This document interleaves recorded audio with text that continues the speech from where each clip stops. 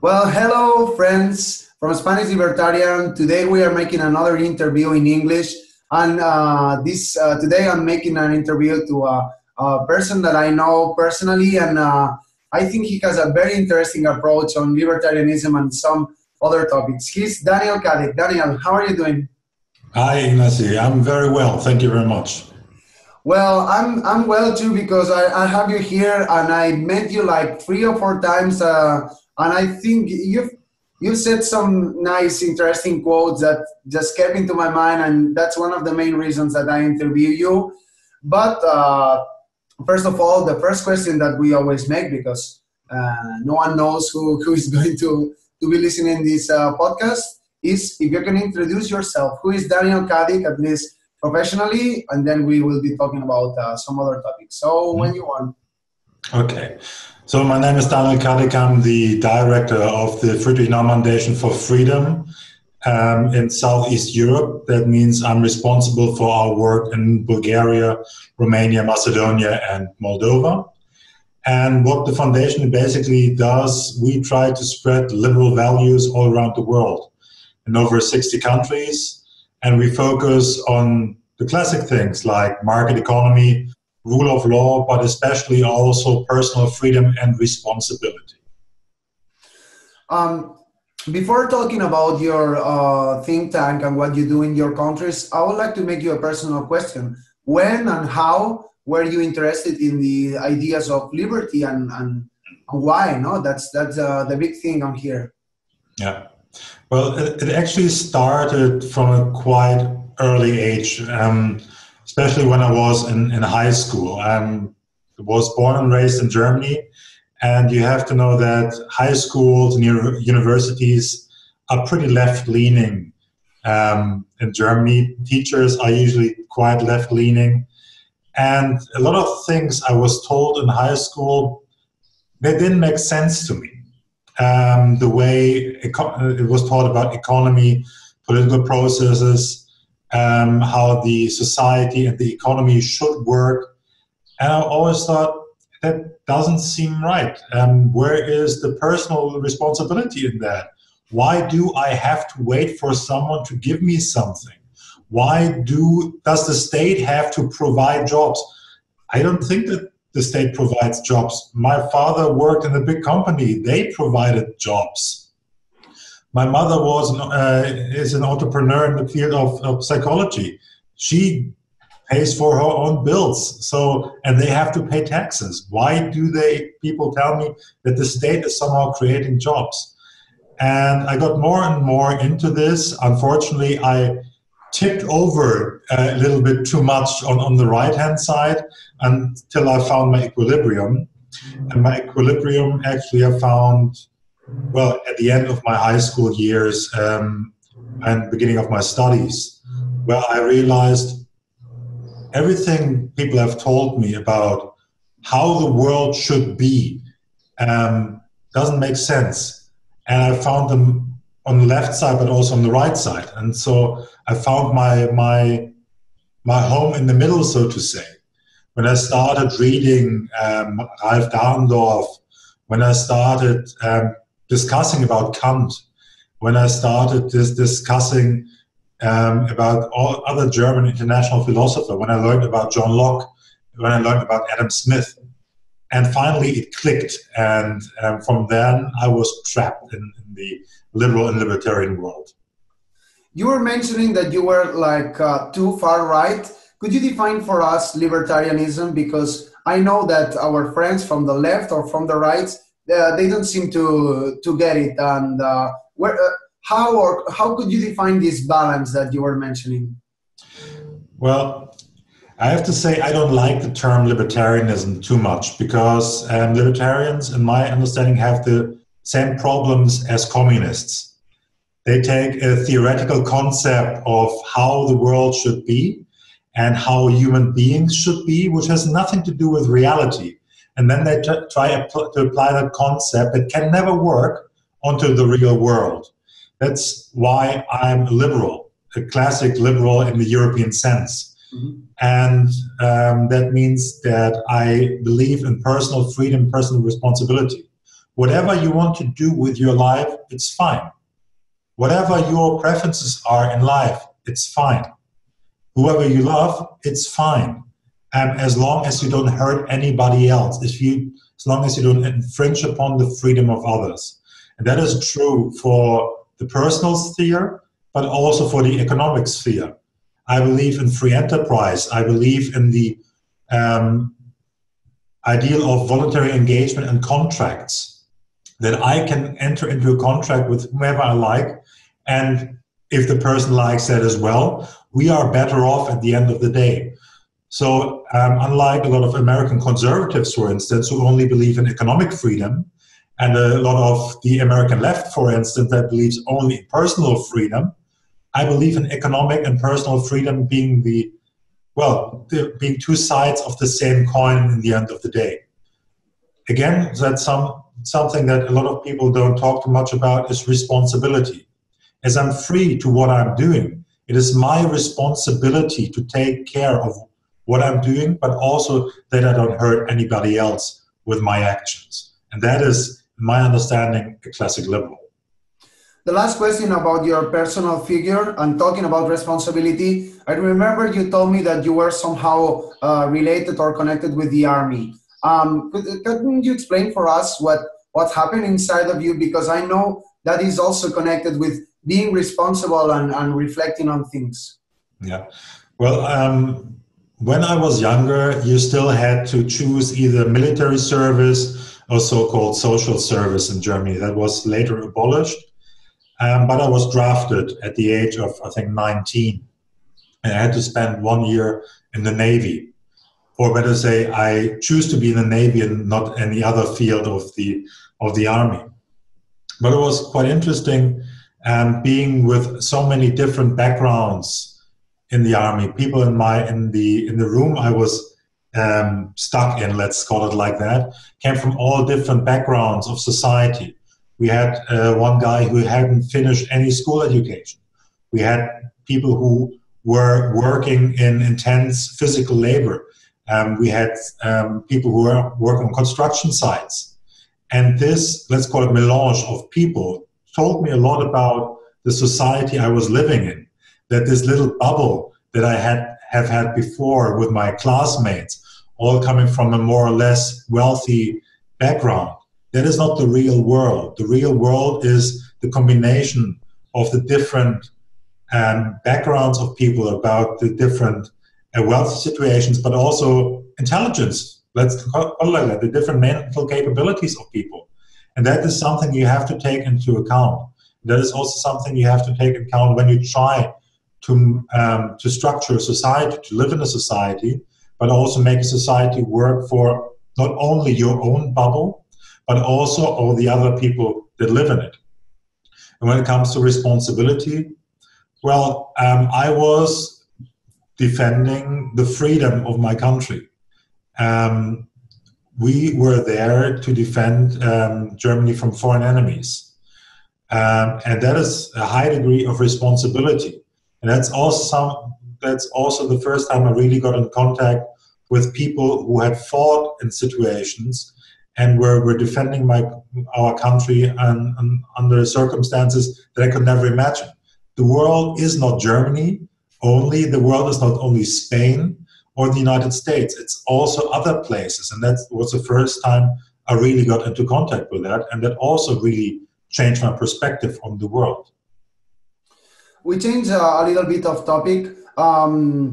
Do you think, for example, that the millennial generation that we can see that surround us, and maybe even the most radical ones like social justice warriors, what do they have to learn about this culture of responsibility and work ethics, etc.? Do you think that in general terms, are we losing this kind of behavior?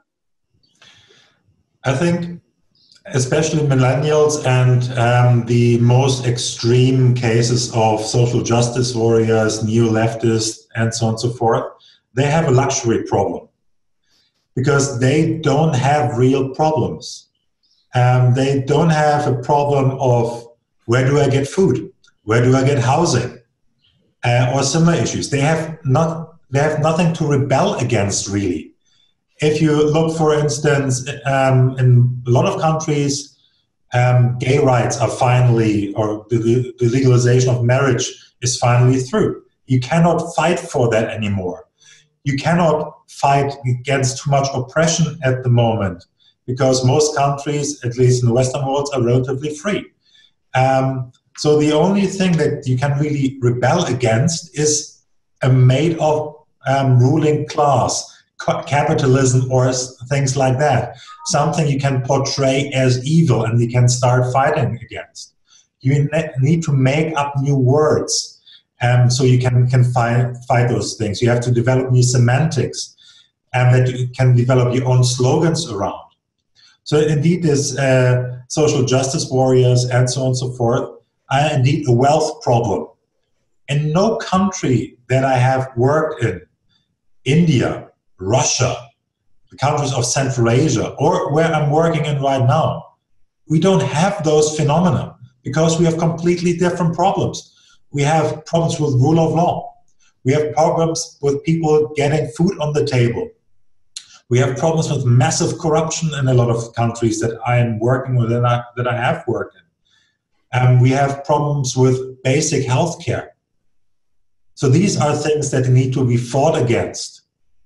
And therefore, these luxury problems don't really come into play here. You were mentioning, let's talk about your job that you're doing with the Friedrich Naumann Foundation in Eastern Europe.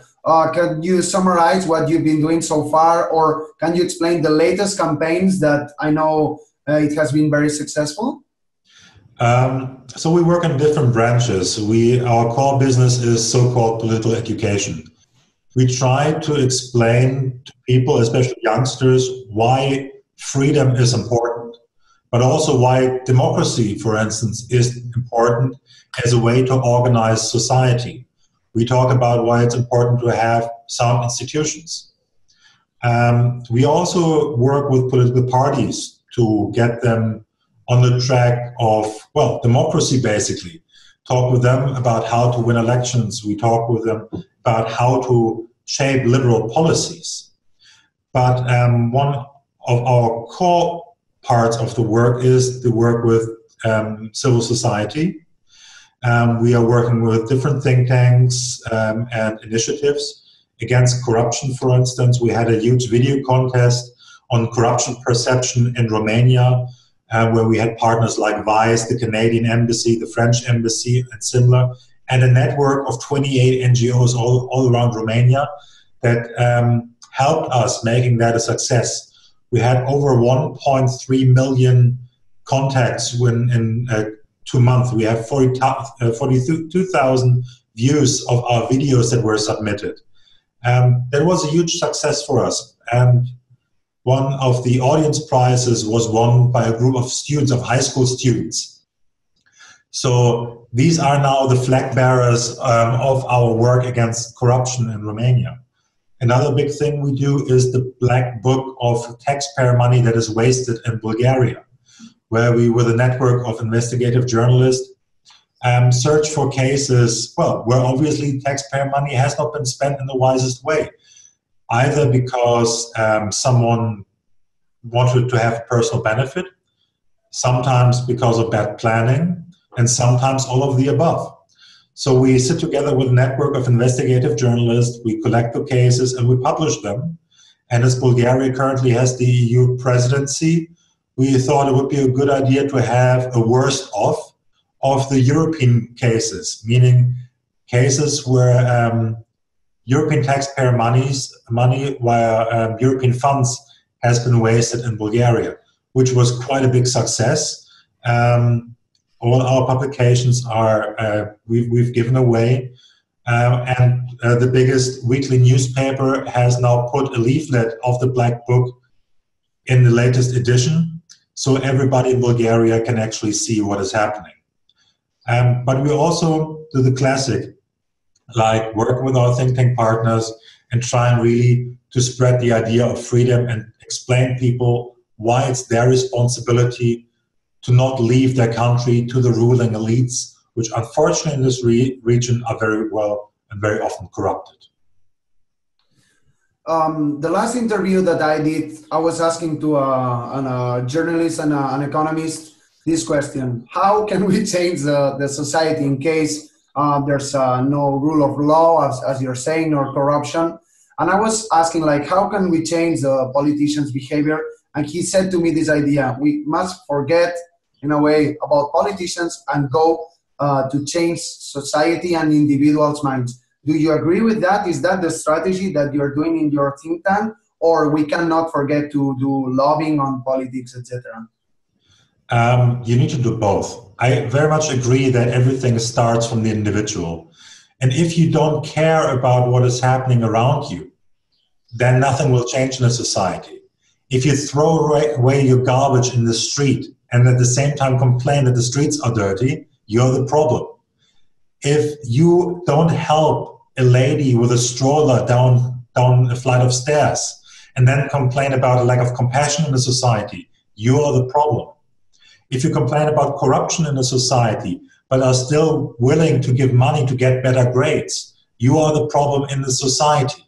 So it starts on the individual level, standing up against things. It starts on an individual level, getting active and convincing others that you need to do something about those problems, getting together and unify against those problems. Take into the street, start with civic actions. But at the same time, you need to tell people in the ruling positions that you're pissed off. You need to tell people that this is nothing that it can go on like. You have to tell them that you want change, but you also have to be able to define what kind of change you want. I've seen numerous initiatives over the last years where people demand resignations of politicians, when they demanded change, but could never say what the alternative should be. And that is something you have to have. You have to be able to offer an alternative and understand that a lot of people see political processes as corrupt, as evil.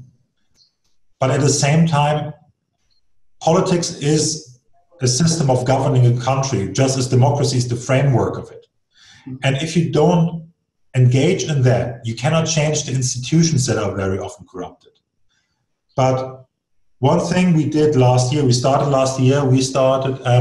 by giving trainings and project management to high school students and first and second year university students. When we asked them first, what is the society you would like to live in? Okay, you've told us. Second question, what are the obstacles for reaching that state? Okay, we understand. So what could be your contribution to getting from the bad state to the good state? How can you start with your local community? And there are things that came out like, we repair the playground in the yard of our building block. We start collecting the trash around. We start talking with teachers how they can reshape education in high schools. So these are things that everybody can do. But at the same time, if you don't demand it on a grander scale, nothing will change. And therefore, you need to come together and take responsibility for the society you live in. You're not an island, you are a part of society. Continue talking about that. I know you work in Eastern Europe, post-communist countries like Moldova, Romania, Bulgaria. Am I right? Yes. Yes, and Macedonia. What do you think that these countries could learn from other post-communist Eastern European countries such as Estonia or Czech Republic or Poland or Lithuania? Because from here, at least from Spain, you see the both data of growth of the economy, boosting, etc., and they seem to do really well. Why there's unbalance? Yeah. Well, unfortunately, Poland is not the best example in the recent time, especially when it comes to the rule of law. But Poland was very good, especially when it came to the EU accession, reforming its economy, setting the stage for an open economy, which helped them strongly surviving the economic and financial crisis. But my favorite example is Estonia. Indeed, and not only because I'm an e-resident of Estonia, I like this country a lot because it has a very pragmatic approach. It has a very pragmatic approach when it comes to public services and public servants. They take the word literally, a public service. And the service is usually something that you pay for in order to get something. So they take it seriously and ask, how can we make the life easier for our citizens? How can we eliminate the human factor? And the human factor is very often something, especially in those countries that I'm working in, that is the corrupting factor. If you have, for instance, teachers, they have a wage of 250 euros here in Bulgaria, and they cannot sustain the family, it is clear that they will find an alternative mean of getting food on the table. And if you have the public administration that still works with Windows 95 and pen and paper and stamps, it is clear that there is room for extortion, there's room for taking money out of the system from the citizens. So eliminating the human factor, treating the citizens as such and public services as such, as a service to the public, then it helps. If you have a pragmatic approach to politics, asking how can we make the life of our citizens easier and not harder? How can we get obstacles out of the way? And do we really need all this regulation here? That is something the countries that I'm working in and other post-communist countries can learn from countries like Estonia. But also something else, and that is the approach of politicians. Here and in a lot of other countries, politicians see themselves as rulers. They are not. They are representatives of the people. And that is something they have to realize.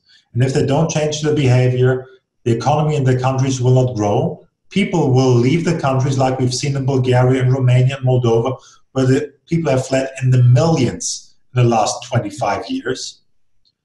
And they will be left only with old people and socialists, or mostly those are in personal union.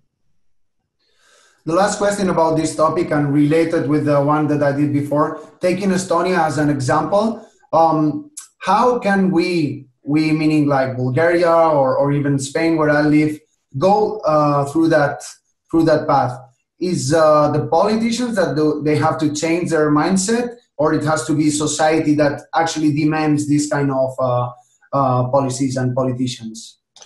I think it has to be the citizens, because taking Bulgaria, the political class is so corrupted that there's nothing good that can come out of that.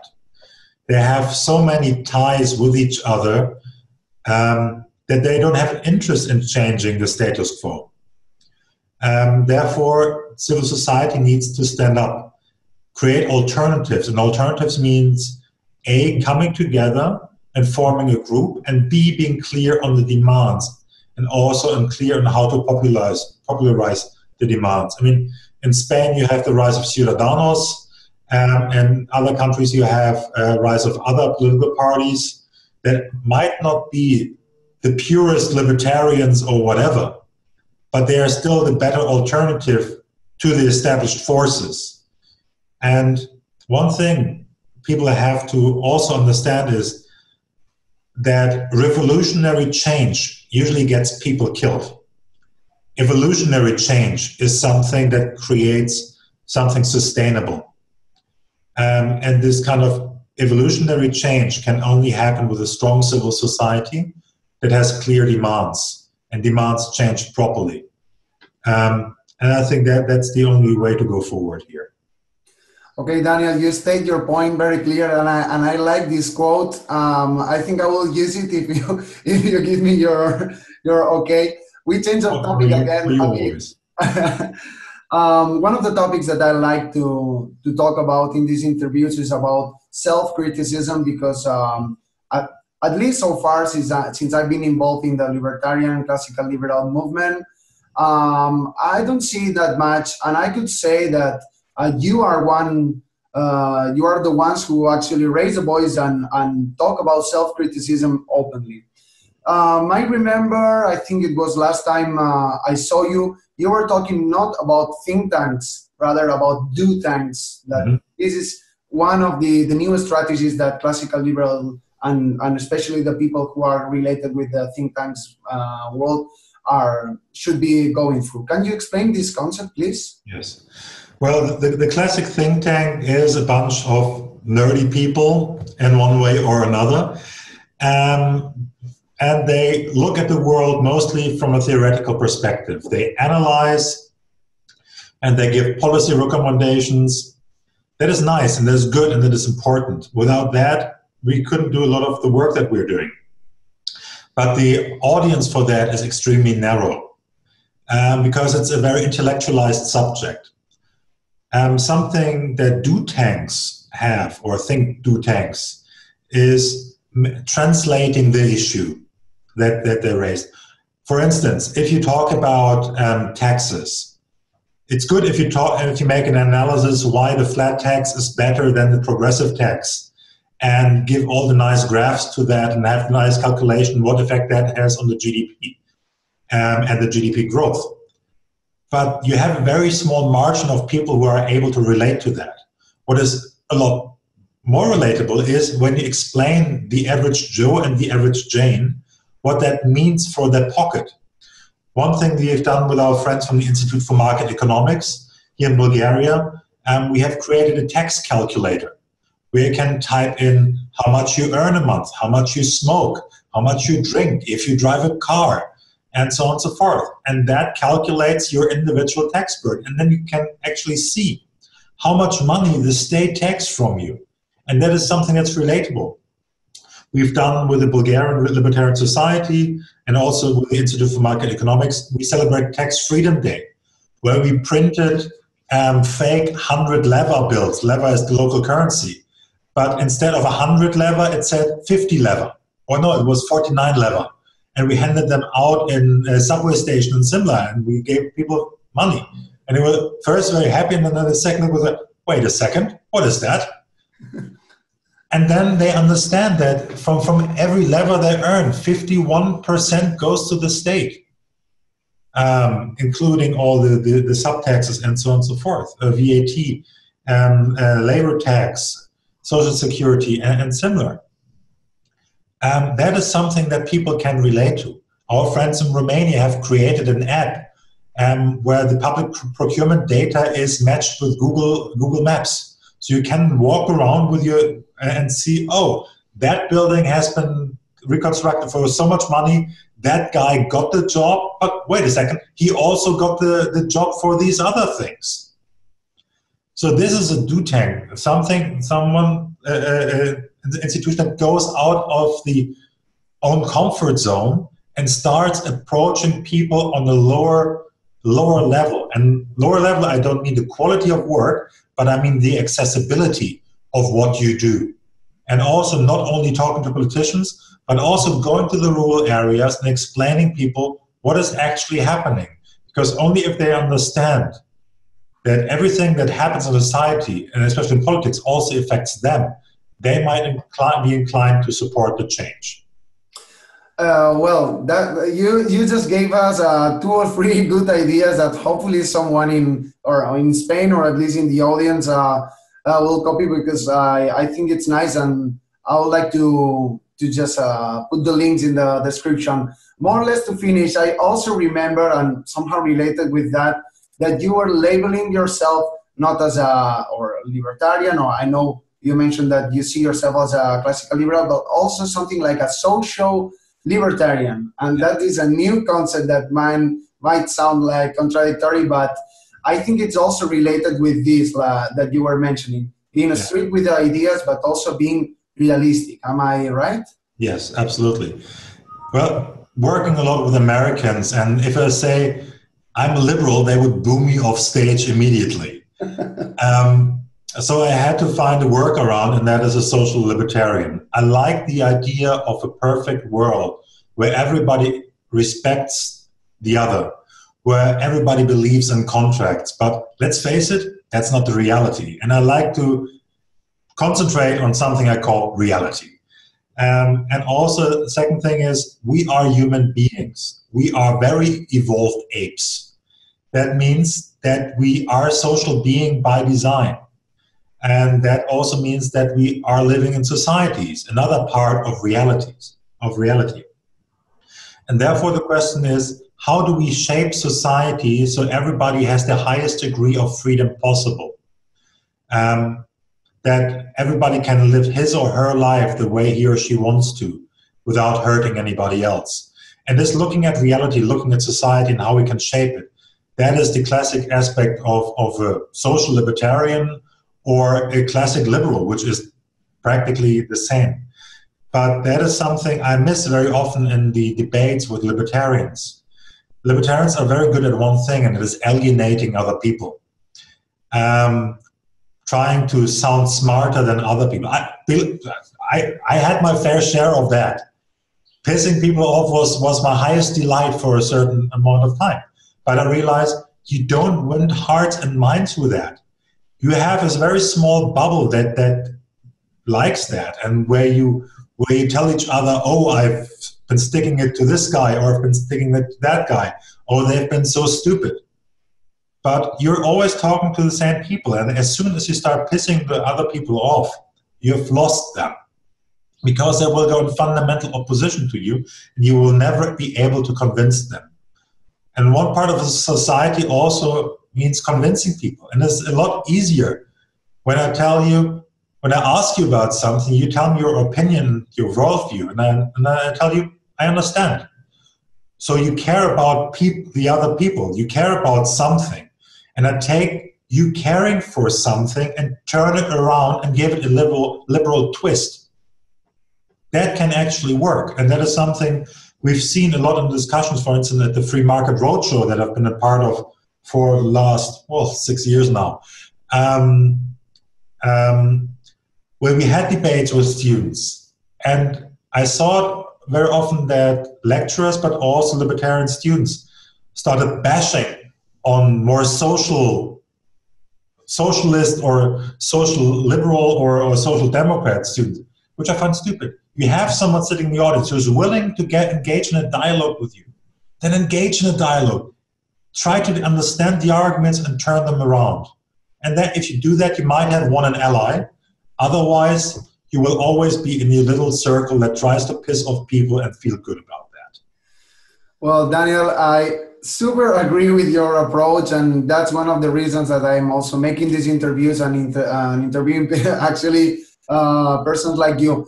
More or less the latest interview, we come back to your figure. I would like you to give some advice to some young student or some young economist or whatever that wants to be involved in the libertarian think tank movement. I know you've been involved for a reasonable amount of years. So I don't know, what have you been learning so far? Some advice that could help us not to commit some errors? Yeah. Be critical. That is the basic thing. No matter who tells you something, make use of your own mind, like Immanuel Kant said, because that is the core idea of enlightenment. And the liberal movement is the product of enlightenment in the end of the day. So be critical to everything everybody has said.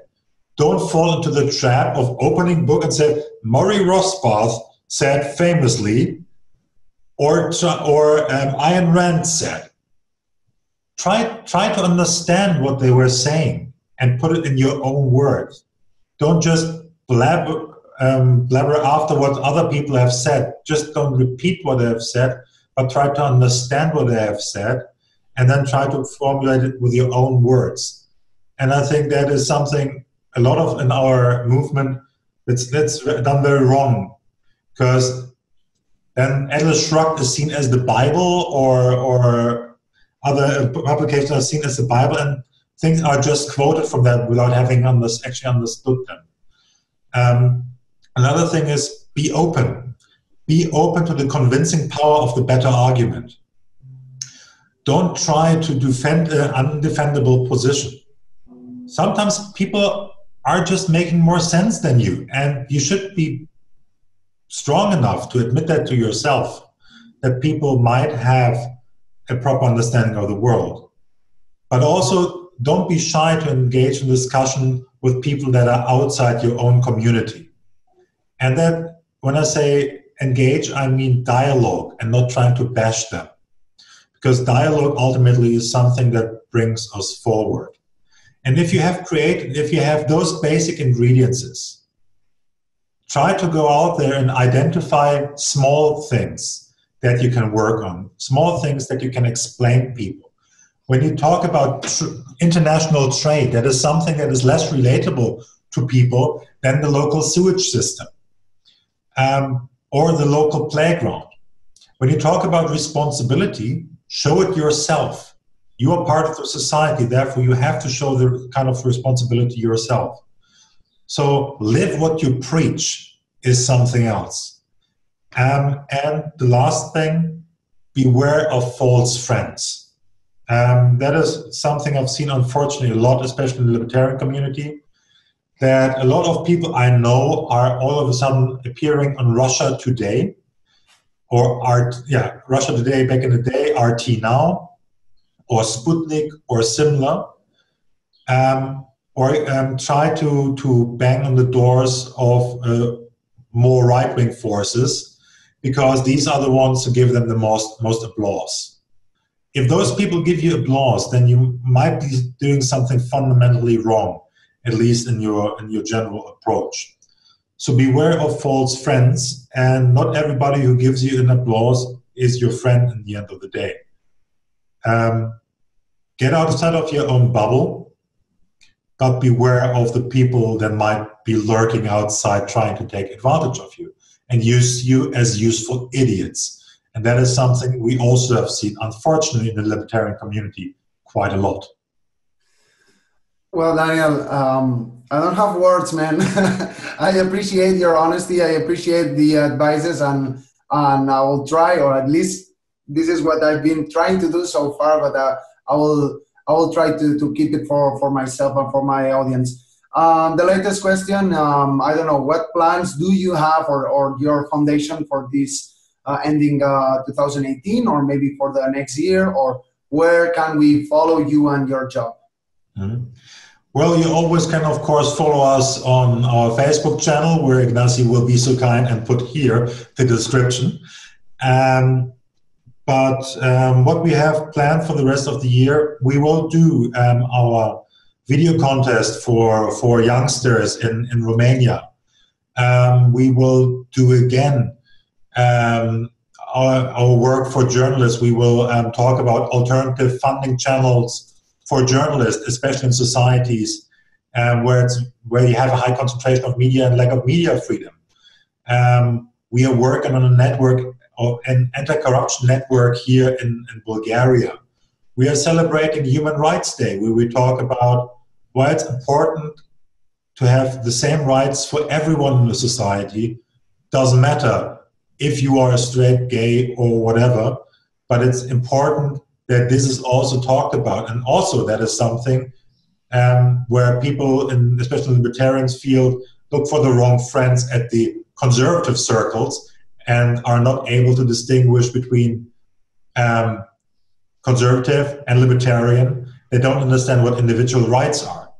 We are talking, of course, again about our newest edition of the Black Book in Bulgaria, and we are focusing massively on entrepreneurship, especially entrepreneurship training for women in the Republic of Moldova, because we don't believe in quotas, but we believe in positive role models.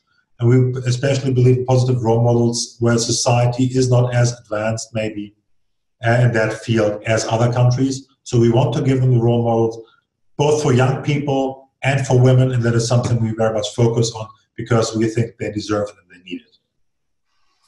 Well, Daniel, thanks for your time. I really had a good time. I think we've been like 40 minutes, and you said very interesting insights. And I also see that you're not bullshitting around. You just explain your mind and your heart and what you have to say. So I don't know. Thanks for your time. It's been a pleasure. Thank you very much, Ignacy. Okay, and thanks to you, our audience. I hope you really had a good time. And remember, I have to say it, to like, subscribe, and push the notification button, and you will receive a notification when I upload a new video. Daniel, see you very soon, and thank you again. See you soon.